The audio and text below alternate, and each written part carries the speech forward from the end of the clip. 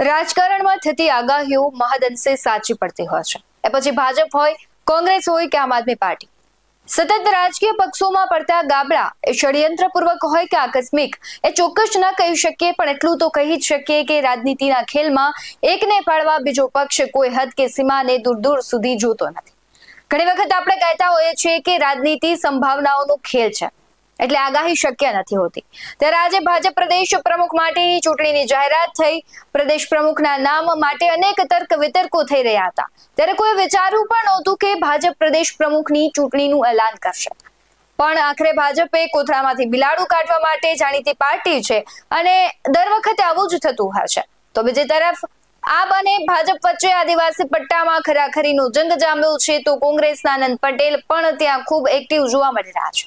પણ આ બધાની વચ્ચે આજે ચૈતર વસાવા અને બીજેપીની વાત કરવી છે, કારણ કે આજે જે ઘટના બની છે તે જોતા સીધો સવાલ તમને પણ થશે કે શું ભાજપને ચૈતર વસાવા ખૂંચે છે? નમસ્કાર, BS9 TV ન્યૂઝમાં આપની સાથે હું ભગવતી વિશાવડિયા. ચૈતર વસાવા છેલ્લા ઘણા સમયથી સતત આદિવાસી ચહેરો ખૂબ ચર્ચામાં છે. સૌ કોઈ જાણે છે કે ચૈતર વસાવા આદિવાસીઓના પ્રશ્નોને લઈને ખૂબ લડત આપે છે.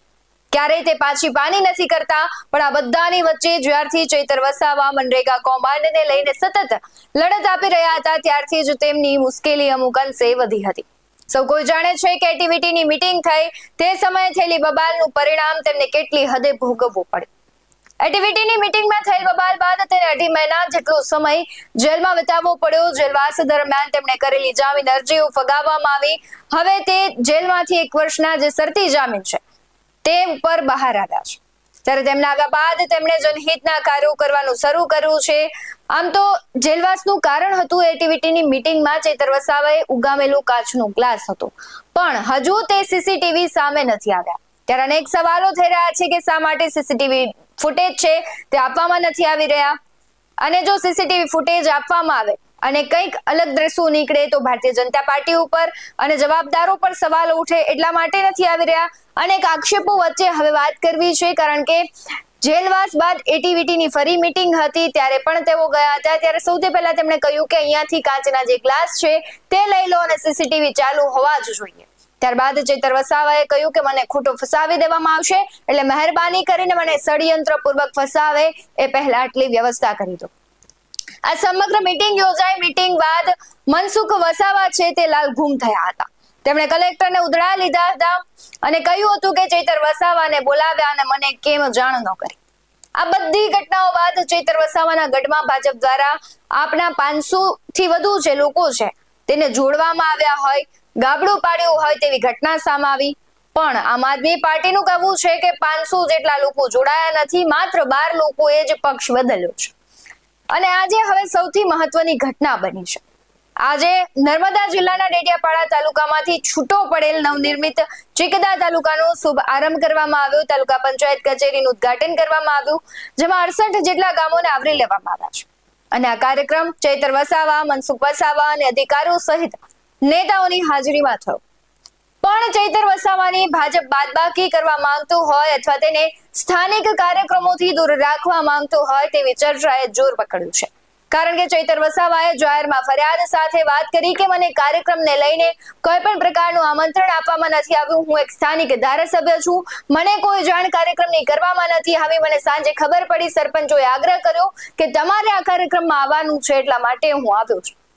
સમગ્ર મામલે ચૈતર વસાવા શું કરી રહ્યા છે તેના પર નજર કરીએ. મંચસ્થ તમામ આગેવાનો, જિલ્લાના તમામ વહીવટીતંત્ર અને આજુબાજુ વિસ્તારોમાંથી પધારેલા સરપંચશ્રીઓ, સભ્યશ્રીઓ, વડીલો, યુવાનો અને માતા બહેનો, સાથીઓ, આજનો દિવસ એ રાષ્ટ્રપિતા મહાત્મા ગાંધીજીનો જન્મદિવસ પણ છે.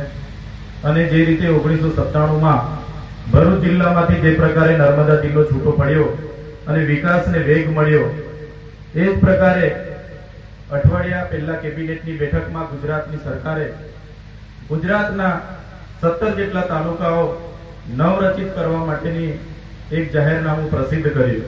અને એમાં પણ ડેડિયાપાડા તાલુકામાંથી જ્યારે ચિકદા તાલુકો બની રહ્યો હોય તો આજના પ્રસંગે અહીં ઉપસ્થિત તમામ મહાનુભાવો અને તમામ લોકોને હું અભિનંદન પણ આપું છું અને ગુજરાત સરકારનો આભાર માનું છું. સાથીઓ, નવો તાલુકો બનવાથી જે પ્રકારની સેવાકીય પ્રવૃત્તિઓ અહીં તમામ વહીવટી અધિકારીઓ, વહીવટી કચેરીઓ આવી જશે, આ ગ્રામ્ય વિકાસ, ગ્રામ્ય વિસ્તાર આવનારા દિવસોમાં એક શહેરી વિસ્તારમાં તબદીલ થવાનો છે. હજારો લોકોને પોતાની રોજિંદી સેવાકીય પ્રવૃત્તિનો અહીંયા લાભ મળવાનો છે.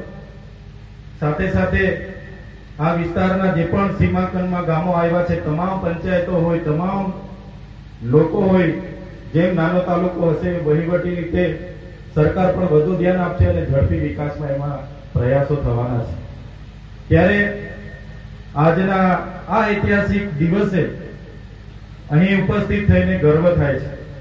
ત્યારે વધારે વિશેષ નથી કહેતા, પરંતુ આ વિસ્તારમાં જે પણ ગામો સમાવેશ થયા છે, એક બે પંચાયતના થોડા ગામોની રજૂઆતો છે, એ પણ આવનારા દિવસોમાં સરકારની ધ્યાને મૂકીશું. જ્યારે પણ સીમાંકન નક્કી થયું હશે, ત્યારે સર્વે થયો હશે, પણ કેટલાક એ બાજુના ગામોની અમારા પર પણ અરજી આવી છે કે અમને ડેડિયાપાડા 12 કિલોમીટર પડે છે, ચિકદા અમને 30 કિલોમીટર પડે છે. ત્યારે એ બાબતે પણ આવનારા દિવસોમાં થોડો સુધારો વધારો થાય, એ બાબતને લઈને સરકારને ધ્યાન પર મૂકીશું. ત્યારે અહીં આજના પ્રસંગે વધારે સમય નથી લેતા, પણ મંચસ્થ ઉપસ્થિત તમામ મહાનુભાવો, અધિકારગણ, પત્રકાર મિત્રો, પોલીસ મિત્રો, તમામ જિલ્લાના વહીવટી તંત્રને ફરી એકવાર આજના દિવસે ખૂબ ખૂબ અભિનંદન પાઠવું છું.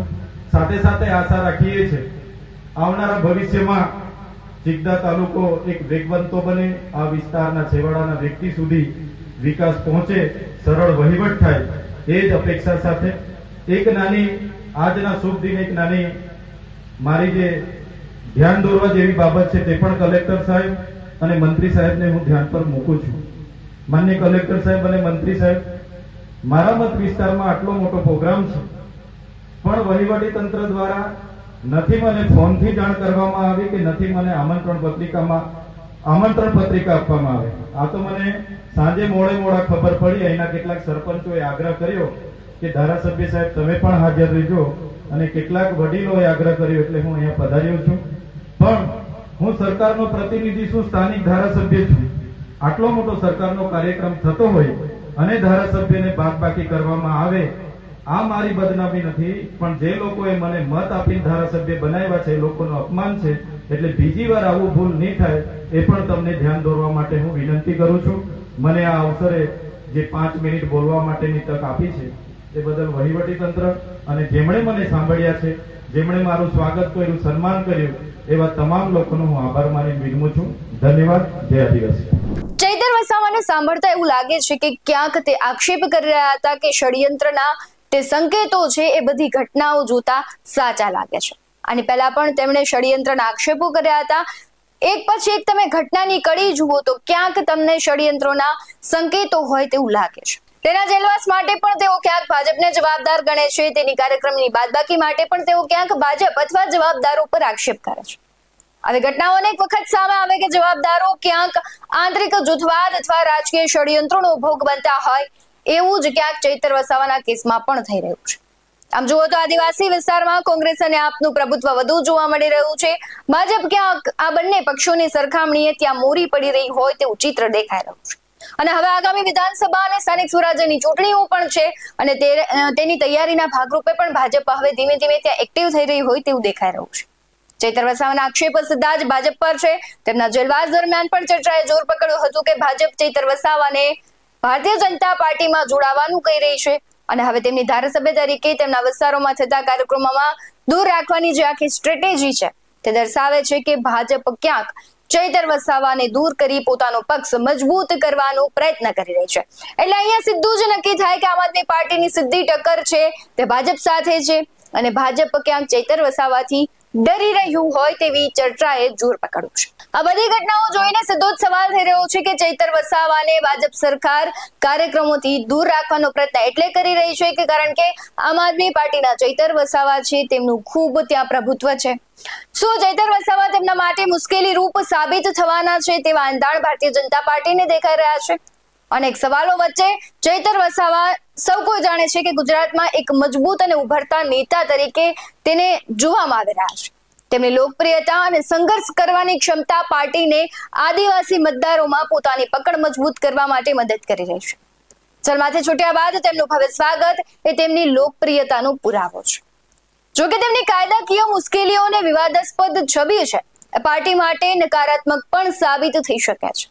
તેમના પર લાગેલા આરોપો અને કાયદા સાથેના સંઘર્ષો પાર્ટીની પ્રામાણિક રાજનીતિની છબી પર અનેક સવાલો ઉભા કરી શકે છે.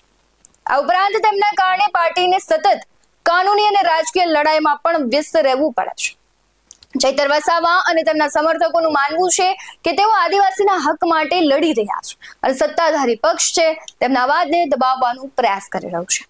તેમનું એવું પણ કહેવું છે કે તેમના સામેના જે કેસો છે તે રાજકીય રીતે પ્રેરિત છે. અનેક આક્ષેપો છે ચૈતર વસાવા અને આદિવાસીઓ ભારતીય જનતા પાર્ટીને ટાર્ગેટ કરીને કરી રહ્યા છે.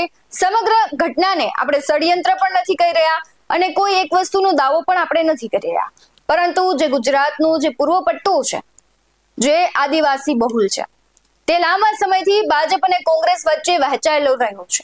ચૈતર વસાવા આક્રમક રીતે આદિવાસી અસ્મિતા અને અધિકારોના મુદ્દા ઉઠાવી રહ્યા છે.